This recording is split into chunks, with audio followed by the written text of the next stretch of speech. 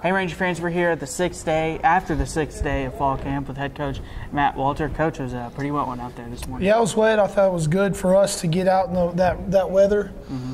You know, we played 2 games last year. It was raining, and I thought it was good for us to get this early in camp. You know, lightning held off. There was no lightning. It was just kind of a steady drizzle.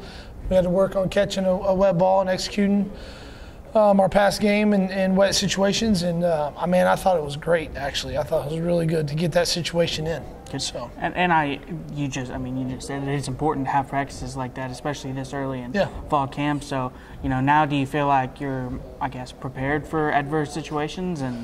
And I guess you can't always prepare for, playing in the rain, but now that you've at least had a practice under it, do you feel like now it may be even a little bit of an advantage over some of the teams that maybe haven't gotten to play in those conditions? Well, I don't know if it's an advantage. I think it's more of just our guys will get more used to it or more prepared that, hey, they know in their mind they've done it. We did all our kicking game. We did, our some bunch of team situations in it, and they've been through it at least, and they've got that feeling of the wet ball and being able to play it on the wet turf, stuff like that. So I thought that the situation was good. Does it give you a leg up? I don't know if you can say that. I just think it just helps you understand adversity and how to handle an adverse situation that's not ideal. Good. Well, before we talk a little bit more about practice, I thought I'd bring up some of the major headlines that are kind of going around college athletics right now. UCLA's quarterback Josh Rosen said during an interview the other day that football and academics don't mix at the college level. So I thought I'd ask you about the importance that academics holds in your program and some of the things that you coaches and the people around the program do to help these athletes, because at the end of the day they are full-time students and full-time athletes, and it can be a challenge at times. Yeah, I think that first of all, I totally disagree with him. Mm-hmm. I think there's a generation of kids that have been given a lot to them, and I don't know Josh Rosen personally, obviously, and I don't know how UCLA handles their situations academically. That's I don't know what he's speaking on. I do know that many, thousands and thousands of football players have done that and become very successful in the academic arena.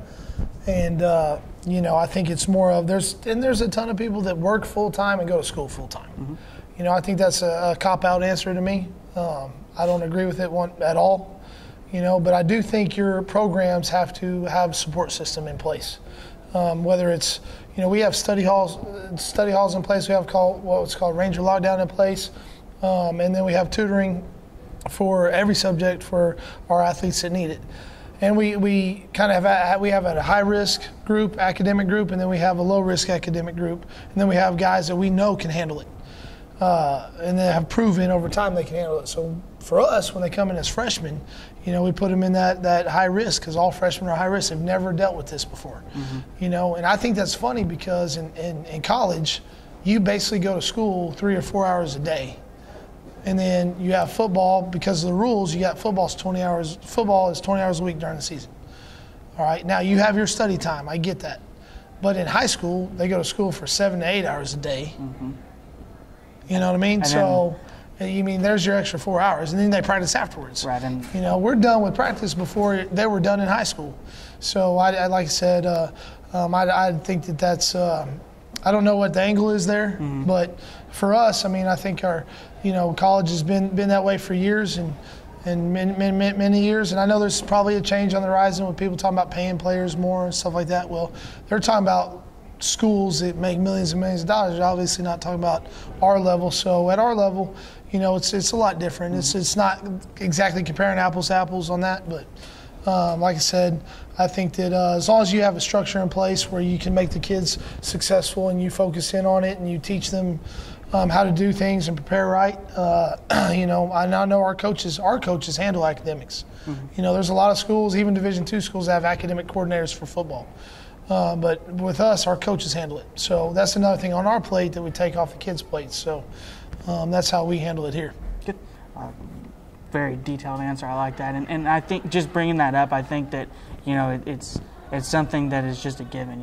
If you don't pass, you don't play. Right. So I just thought that we'd talk a little bit about some steps to ensure that everybody is passed and successful on the academic field and the football field. So give us a grade for today's practice. Oh man, I think that I'd probably give it considering the situations, a B. Mm-hmm. I think that we had a lot of situations where an immature team would have handled certain situations immaturely today, and we handled it with maturity, and our guys really really handled. I mean, I'm talking about situations that happen on the field. Whether it's plays that go past the whistle or a tackle that happens from a young guy in 7-on-7 when you're supposed to be tagged, stuff like that. Our guys handled it very well, whereas an immature team would have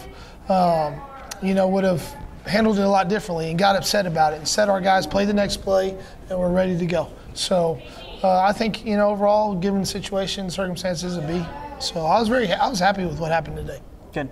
Well, adverse conditions out there. Sounds like the Rangers handled it accordingly. Appreciate your time, Coach. Thank you.